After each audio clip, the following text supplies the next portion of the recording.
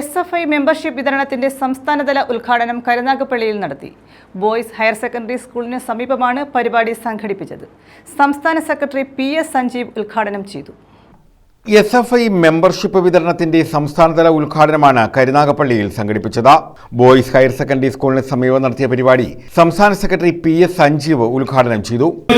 നിങ്ങളോട് രാഷ്ട്രീയം പറയണ്ട എന്ന് പറയാനുള്ള കാരണം, നിങ്ങൾ രാഷ്ട്രീയം പറയാൻ വന്നാൽ അവിടെ സംഘപരിവാർ വിരുദ്ധ രാഷ്ട്രീയം ഉണ്ടാകും. നിലനിൽക്കുന്ന സമൂഹത്തിനെതിരെയുള്ള പ്രവർത്തനമാണ് പലപ്പോഴും രാഷ്ട്രീയ പ്രവർത്തനത്തിന്റെ ഏറ്റവും ഉയർന്ന തോത്. നിലനിൽക്കുന്ന സമൂഹം വലതുപക്ഷ സമൂഹമാണ്. നിലനിൽക്കുന്ന സമൂഹത്തിൽ വർഗീയതയുണ്ട്. നിലനിൽക്കുന്ന സമൂഹത്തിൽ ജാതിയും മതസ്പർദ്ധയുമുണ്ട്. ഇതിനെ ചോദ്യം ചെയ്യുന്ന ഒരു തലമുറയുണ്ടായാൽ അടുത്ത തലമുറയിൽപ്പെട്ട മനുഷ്യർ ഈ നാട്ടിൽ മതേതരവാദികളാവും, മതനിരപേക്ഷവാദികളാവും.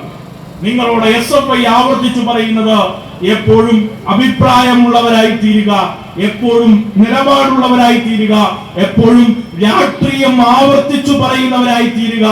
എനിക്ക് രാഷ്ട്രീയമുണ്ട് എന്ന് ആവർത്തിച്ചു പറയുന്നിടത്താണ് ഞാനും നിങ്ങളും ലോക മാനവികതയോട്, ലോകത്തുള്ള മുഴുവൻ മനുഷ്യരോടും കടപ്പെട്ടവരോടുള്ള രാഷ്ട്രീയത്തോട്, അവരോടുള്ള താതാത്മ്യപ്പെടലോട്, അവരോടുള്ള സമരോത്സുകമായിട്ടുള്ള മുദ്രാവാക്യത്തിന്റെ ആലേഖനങ്ങളോട് നമ്മൾ കൂടെ ചേർന്ന് നിൽക്കുന്നത്.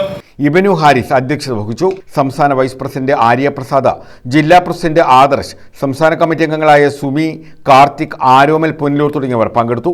വിദ്യാഭ്യാസ മേഖലയ്ക്കകത്ത് പോലും ഇന്ന് നേരിട്ടുകൊണ്ടിരിക്കുന്ന വിവിധ വിഷയങ്ങളെ പറ്റി, നമ്മുടെ രാജ്യത്തുടനീളം നടന്നുകൊണ്ടിരിക്കുന്ന വിഷയങ്ങളെ പറ്റിയെല്ലാം സംസ്ഥാന സെക്രട്ടറി ഉൾപ്പെടെ വിശദമായി സംസാരിച്ചു പോവുകയുണ്ടായി.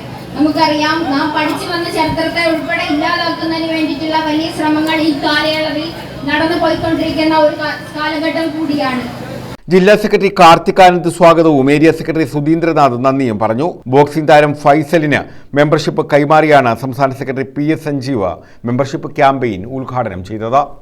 News bureau, Karunagappally.